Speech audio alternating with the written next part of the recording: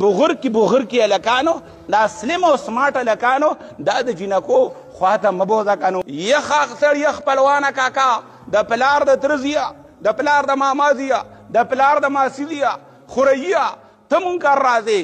یا د خینې خاونده و تعالی ما مثال لور در کړی را زما په کور شپږ او پنځه نورې د مالونه دي ما زامنو له ودونه کړي دي او ته لکه د انډر سخي راځې او برړېږې د مادان غریب په غاړه یا ایها الذین آمنو لا تدخلوا بیوتا غیر بیوتکم دې قرآن صورت نور کې تا ته ویلي دي چې مزه دې کور ته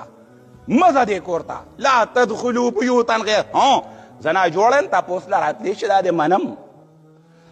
خزانه جوړه را خواخې دې بیماره تپوس له راتلی شي هغه خبرې دې منم خو د ما د کور مشري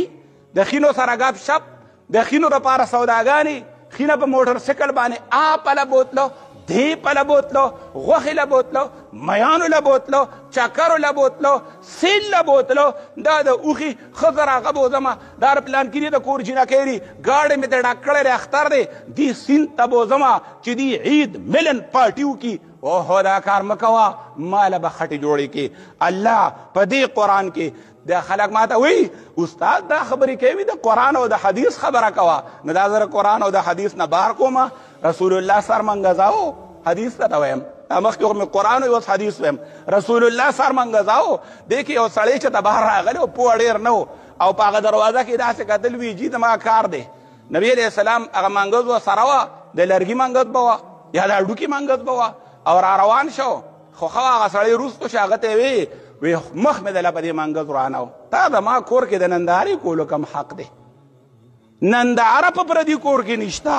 پخوا یو زمانه وه چې په اوښانو باندې به خلک مثال ګرځېده نو په دې کورونو کې چې دیوالونه چیت چیتو یقینو که سړی به اوښ سره پیاده روانو چې ما ته پردی کور به ښکاري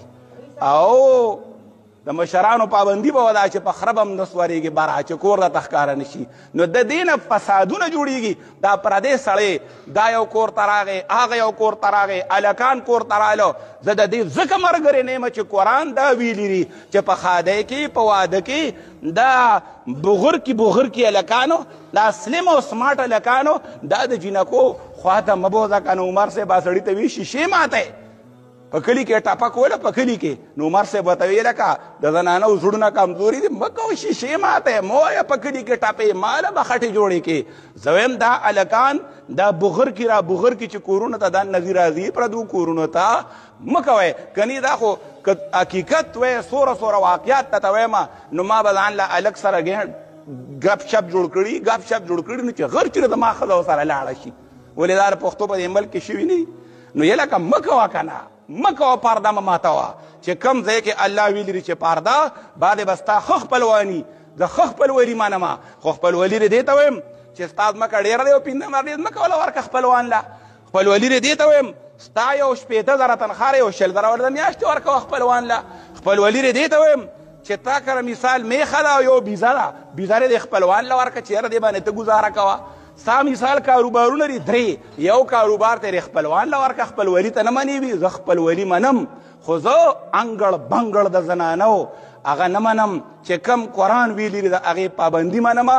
ازادي نه منمه او د دې زنانو د بېباکۍ نه د ازادۍ نه د پټوانو نه د دې موبایل نه د دې نه دشمنۍ جوړې شوې د دې نه فسادونه جوړ شو نو دې ما ته وي قرآن او حدیث وایه وایي دا په دې قرآن کې نه دي چې هلکانو کار مه کوئ مه کوئ تش دا وایې ته وایي واللذان یاتیانها منکم فآذوهما دا څه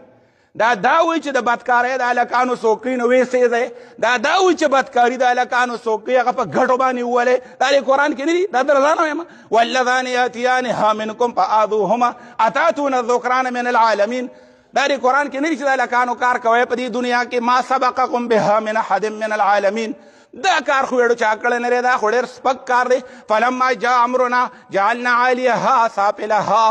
دا دې قرآن کې نه دي چې د هلکانو کار یې کوه الله پې دا ځمکه هله وړې کړه وي ته تش دا وایې د قرآن او د حدیث خبره کوه وایي دا د قرآن د درونو او د سپک او د زرګر او د یو او د بل د خیانت خبره کوم نو چې کومې نو راځه په دې قرآن کې 8 ځله خو یا 9 ځله د لوط علیه السلام د قوم واقعه بیان شوې ده بیا چې د هلکانو کار یې کوه تباه شو دا زه رضانه وایم 8 9 ځله د یوسف علیه السلام